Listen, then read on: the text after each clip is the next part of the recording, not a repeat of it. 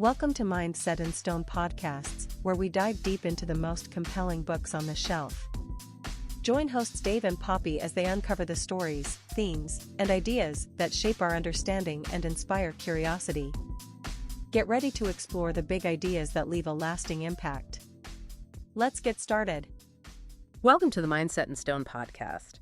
Our material today comes from a book that really intentionally flips the script on almost every piece of self-help advice you've probably ever heard. It definitely does. We're talking about Mark Manson's The Subtle Art of Not Giving a Fuck.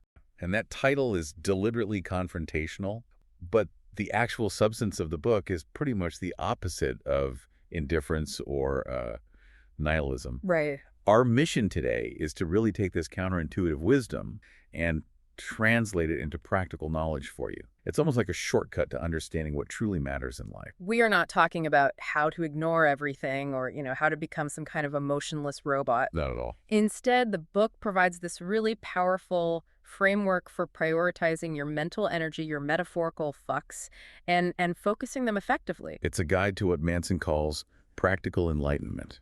And we are looking at sources that argue for a kind of radical acceptance. Accepting that suffering is inevitable, that loss is guaranteed, and that, failure is a pretty constant companion. Mm-hmm. The wisdom here isn't about how to gain or achieve in the traditional sense. It's much more about how to effectively embrace discomfort and, frankly, how to learn to lose. So today we'll explore the central paradoxes that really drive this work. Like why trying too hard can backfire, why happiness actually comes from solving problems instead of eliminating them. And my favorite one, how accepting that you are, in many ways pretty average, is the real foundation for genuine, durable growth. Okay, so let's unpack that very first paradox. It's maybe the most shocking one to our modern, affirmation-heavy sensibilities. Right. Manson uses the story of the writer Charles Bukowski to set the scene. I mean, this guy spent decades as an alcoholic mail sorter, a gambler, facing rejection after rejection. Just constant failure. And he only found fame in his 50s. And the ultimate summary of Bukowski's philosophy is right there on his gravestone. It just reads, "Don't try."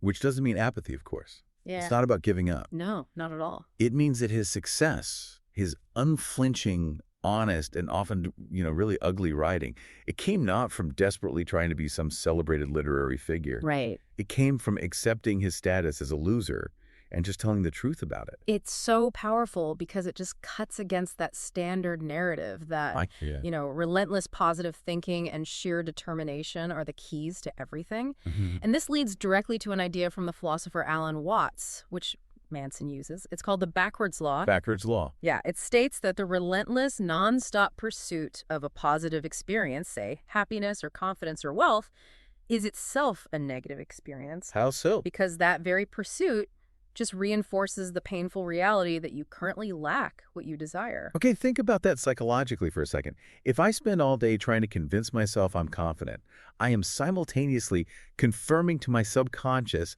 that I'm actually insecure. A truly confident person doesn't need to try. They just operate. They don't give a fuck about projecting confidence because they already have it. And the flip side of the backwards law is where the real power is. The acceptance of one's negative experience, the pain, the fear, the imperfection, that is itself a positive experience. So when you just accept that you feel anxious, the need to be perfect just dissolves, and the anxiety paradoxically lessens its grip on you. It seems so obvious once it's laid out like that, but our whole modern life is kind of designed to push us away from that acceptance. It really is. Yeah. And that push creates what Manson calls the feedback loop from hell. And that loop is so insidious.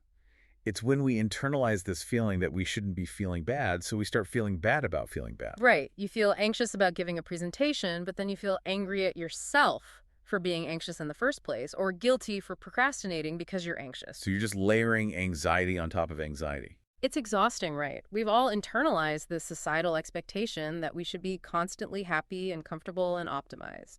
And when we fail to meet that impossible standard, we judge ourselves, and the spiral just begins.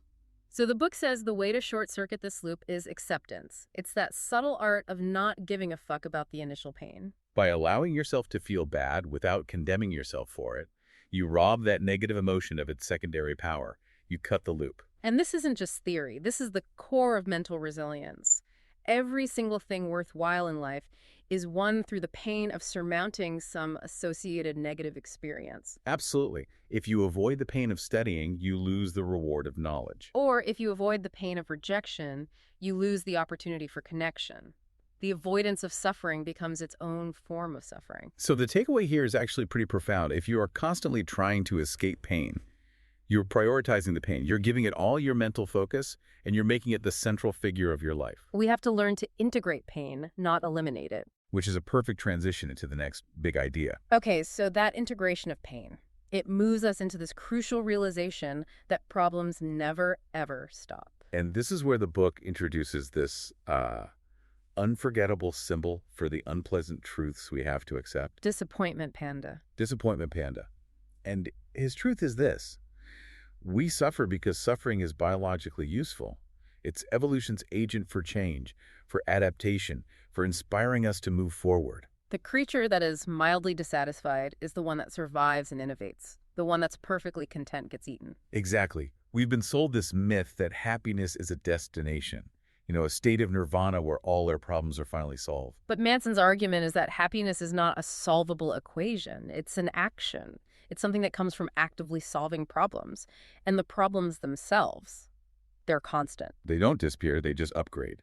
Or they get exchanged for better ones. I love that idea. The difference between Warren Buffett's problem of, which multi-billion-dollar company to invest in, Right, versus a homeless person's problem of where to find their next meal. both are problems, for sure.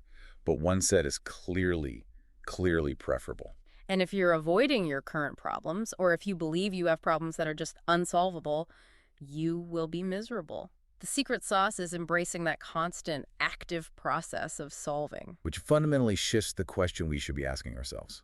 It's a big shift. Yeah. Instead of fixating on, what do I want to enjoy, we should be asking ourselves, what pain do I want to sustain? What struggles am I willing to choose? This is such a phenomenal litmus test for any major life pursuit. Think about the classic successful entrepreneur example.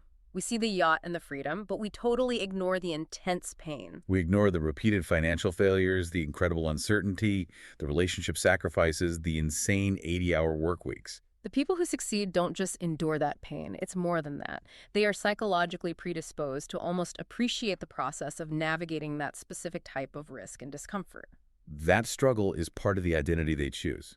And if you only love the reward but you hate the necessary process, you will inevitably quit.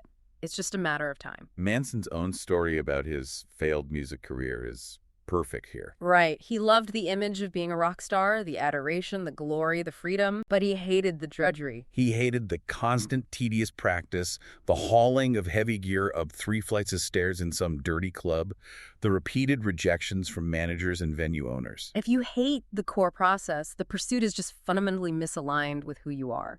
It forces us to realize who you are is defined by the struggles you are willing to embrace and sustain.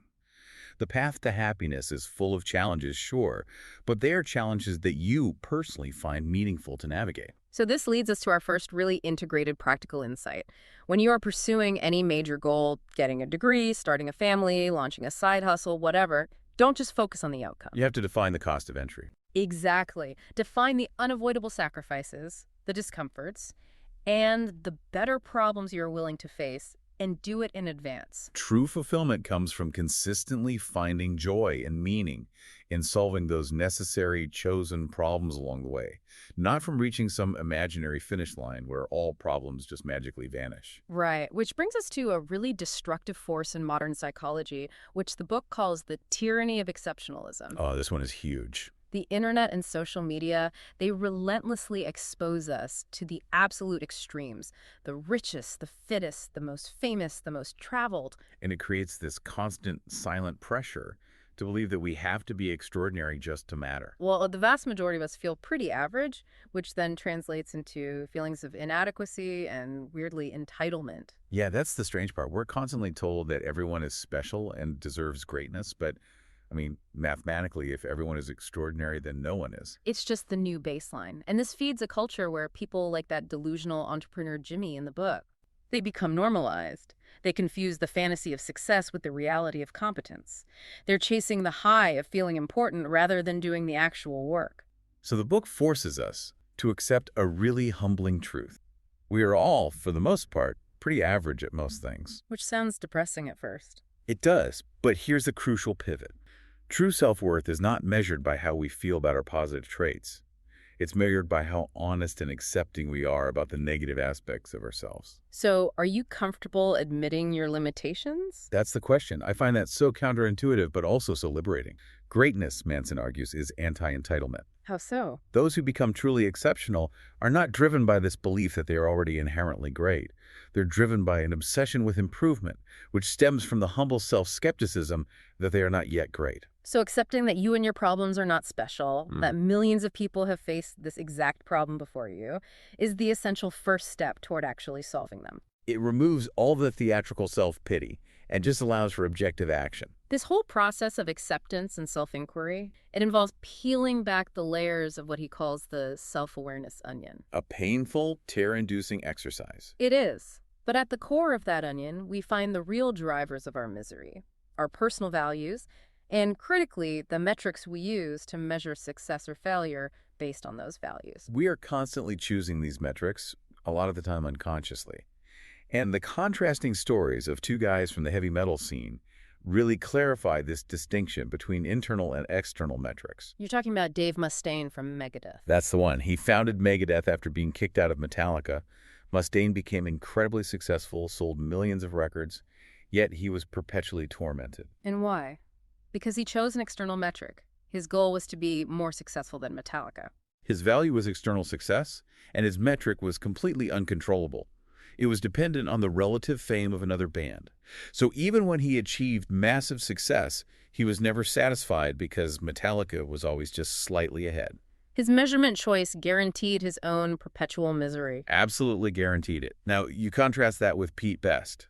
The original drummer for the Beatles, fired right before they became the biggest band in the world. I mean, can you imagine? It's unbelievable. He lost out on generational fame and wealth, but he eventually found profound happiness. And how did he do it? He changed his values. He stopped chasing rock stardom, which was, impossible for him at that point. And he prioritized things like family, stability, a reliable job. So he gained deep satisfaction from focusing on values he could actually control. Exactly. He chose depth in his personal life over the superficial pursuit of breadth and fame. And this really highlights the book's clear breakdown of good versus bad values. Bad values are external, destructive, and uncontrollable. Things like prioritizing material success for its own sake, or always having to be right in an argument, or maintaining constant positivity to deny reality. Right. And good values, conversely, are reality-based, socially constructive, and most importantly, immediate and controllable. Like honesty, humility, curiosity, kindness, hard work. These are choices you can enact in your life right now, today, regardless of whether you get a promotion or win the lottery. Okay, so let's integrate a tool here based on this section. If you're feeling stuck, try performing what we can call the mediocrity check. I like the sound of that. So identify an area, a skill, a professional qualification, even a relationship where you feel deeply insecure or inadequate. And then what? Then you humbly and internally accept that you are currently mediocre or average in that skill. That admission that you need to improve, that you are not special yet, that becomes the genuine, reality-based fuel for your effort. It's a proactive rejection of entitlement. Focus on the process instead of chasing some unattainable, exceptional status right out of the gate. And that leads to a necessary follow-up, which is to question your metrics. Right. So if something in your life consistently bothers you, say, you feel like a failure in your career, trace the why. Keep asking why until you uncover the underlying value and the specific metric you're using. And then ask yourself, is there a better, more controllable metric? Instead of measuring career success by the external, uncontrollable metric of, say, get promoted by this date, measure it by something immediate and controllable. Like measurable daily effort or completing the hardest task first. Or one new skill I learned this week. You have to focus on the process over the outcome, always. Okay, so this shift in values from external to controllable, it requires a really radical acceptance of personal responsibility. Which Manson grounds in the story of the philosopher William James. James was struggling deeply. He had health issues, mental depression, career failure. He was in a bad spot early in his life. And he decided to conduct this profound one-year experiment. For 1 year, he would believe entirely that he was 100% responsible for everything that occurred in his life, regardless of external factors. And that simple realization is the birthplace of all personal improvement. I mean, James went on to become the father of American psychology. His breakthrough was understanding that while we don't control the external events, the traffic, the weather, the economy, we always, 100% of the time, control our interpretation and our subsequent response to those events. Which forces us to confront the absolutely crucial responsibility fault fallacy. We have to separate those two ideas. Fault is past tense. It's about who is to blame for what already happened. Responsibility is present tense. It's about the choices you are making now, moving forward. This separation is so vital. If your car is struck by a drunk driver, that person is entirely at fault. No question. Of course. But the responsibility for deciding how to deal with the medical bills, the emotional trauma, the insurance claim, that is immediately and completely yours. Refusing that responsibility just traps you in the past. And refusing to take that responsibility, it feeds into what the author calls victimhood chic. Yeah, and this is amplified dramatically by social media now. It's the tendency to gain moral validation and attention. A temporary social high-buy, perpetually claiming oppression or injustice, even over pretty trivial things sometimes. The psychological reward is immediate. You get attention, you get moral righteousness. But the cost is paralysis. Because if you believe your problems are entirely caused by external forces, you feel powerless to solve them. You get addicted to the moral high ground without ever generating any action. You have to choose to manage the emotional fallout and not seek eternal validation for your pain. So once that responsibility is taken, people often get stuck on the next question, which is how do I change? Right. They treat it like a VCR manual from the 90s. An incredibly complex set of steps that have to be perfectly executed before they can even start. And the book just borrows from Yoda here. Do or do not, there is no how. I love that. It's a profound shift from the traditional psychological model. It leads to the do something principle. Most people wait for emotional inspiration, which then leads to motivation, which finally maybe leads to action.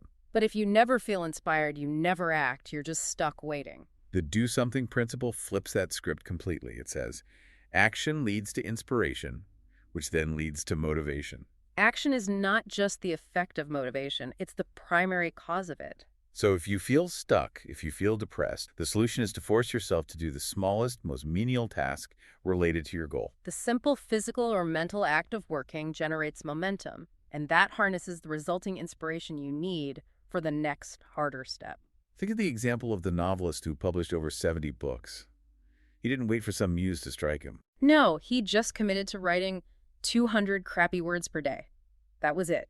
And that tiny, non-threatening action built an entire career because he leveraged the momentum it created day after day. So this brings us to another crucial practice, adopting the one-year experiment, the William James approach. Right. For a set period of time, maybe it's a month, maybe it's a year, commit to assuming 100% responsibility for your interpretations, your emotional reactions, and your choices, regardless of external fault. So if you feel wronged, your first response isn't to blame. It's to ask, what is my immediate responsibility here? What choice can I make now to manage this fallout? That shift is just non-negotiable for self-improvement. It's the instantaneous acceptance of power over your own life. And following that, you can practice the 200 crappy words principle, which is applicable to any daunting project. So if you're struggling with a complex goal, launching a new product, writing a difficult email, or just starting a workout routine, break it down. Break it down into the smallest, most non-threatening, measurable action possible. And commit to doing that one tiny thing, that initial 200 words, those 5 minutes of gentle stretching, sending that one short introductory email. Even if you think the result will be crappy. Especially then, trust that the momentum generated, not some external flash of inspiration, will be what carries you through the larger, harder tasks. Our journey toward choosing our values and taking responsibility, it naturally leads us to the necessary concept of boundaries. Right. And the book makes a brilliant point here. We're defined not just by what we choose to embrace, but equally by what we choose to reject. The inability or the desire to avoid rejection and conflict is, at its core, a form of entitlement. How is it entitlement? It's the entitlement of expecting the world to constantly conform to our comfort. And this avoidance results in valueless, pleasure-driven lives because we never actually define ourselves by saying no. And this is so critical in assessing the health of your relationships. Unhealthy relationships are inherently conditional. They're often built on this victim and saver dynamic, where people try to solve each other's problems or enable each other's bad habits just to gain some conditional validation or affection. The motivation isn't genuine care, it's self-serving. It's, I help you so I can feel good about myself and feel needed. You're just using the other person as a source for an emotional high, and that eliminates any possibility of true boundaries. Healthy relationships, on the other hand, have strong, mutually accepted boundaries. Both partners take responsibility for their own problems. And the ability to say no when it's necessary, to reject a request or a conditional demand, that's accepted and even encouraged. And this choice to commit, to draw boundaries and accept necessary rejections, is actually a source of freedom. It liberates us from the anxiety created by the paradox of choice. Oh, the paradox of choice. The more options we have, the more anxious we become. Exactly. If you keep all your options open, every potential partner, every career path, every city, you are constantly second-guessing your current choice, wondering if there was a marginally better path you missed. But by committing to one person, one career, one city, or one set of values, you radically reject all the superfluous alternatives. And that focus allows you to finally stop comparing and start intensely gaining depth and meaning in the choices you've actually made. Commitment is the freedom to focus. Okay, moving on to another key liberation. Manson suggests we have to accept the possibility that we are wrong about everything. And that is a terrifying idea for most people, but it's absolutely necessary for growth. Certainty is the enemy of growth. Certainty breeds dogmatism, entitlement, and the avoidance of responsibility. Because, if you're certain you're right, why would you ever question your actions? Growth is never a leap from wrong to right. It's an iterative process of moving from wrong to slightly less wrong. We have to embrace this radical self-skepticism because our brains, they're not designed for accuracy. They're designed for efficiency.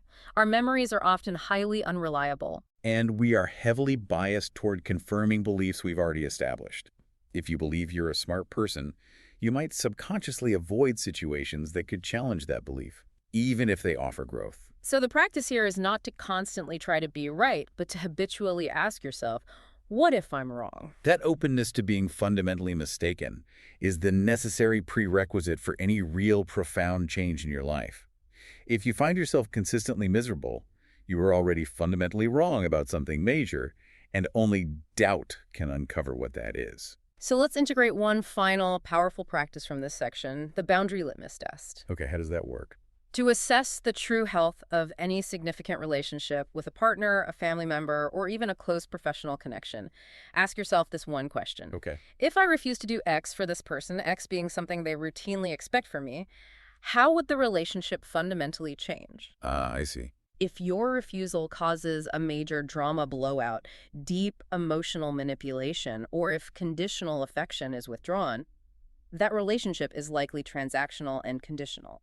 And that result is a clear signal that you need to say no more often to establish your independent self-worth within that dynamic. So if all these principles, choosing your struggle, embracing mediocrity, taking responsibility, accepting doubt, if they all have to be oriented around a single compass, that compass is the certainty of our own death.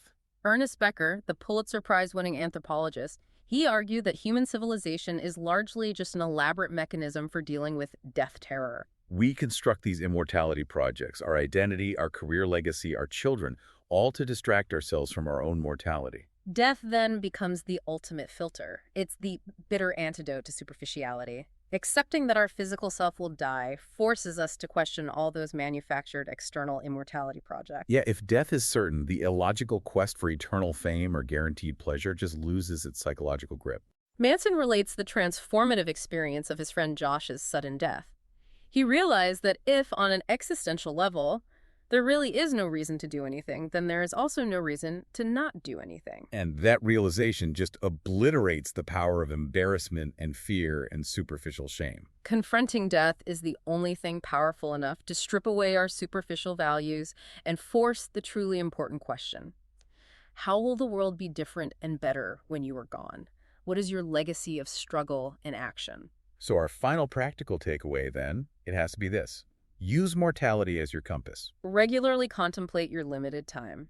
Ask yourself, maybe once a month, if I only had 1 year left to live, are the struggles and problems I am currently choosing, the things I give a fuck about, are they worth the investment of my remaining time? Use the answer to ruthlessly prioritize only those values that are controllable, immediate, and constructive. The ultimate truth is that acceptance of your own fragility and certain death makes everything easier. It helps untangle addictions, accept failures, and embrace necessary rejections. The more you peer into the darkness of your own limitations, the brighter and clearer life gets, because you only have time to focus on the few things that truly matter. You are already great. Not for being extraordinary in the eyes of others, but for continuing to choose every single day what to struggle for and what not to give a fuck about. Until next time, keep questioning your certainty and keep choosing your struggles wisely. We hope you're leaving with fresh insights and a spark of inspiration. Remember to subscribe, leave a review, and check back for more episodes as we dive into new worlds of thought, one book at a time. Until then, keep your mind set in stone and your curiosity open. This has been a Big L Riz Media podcast, where big ideas meet lasting impressions.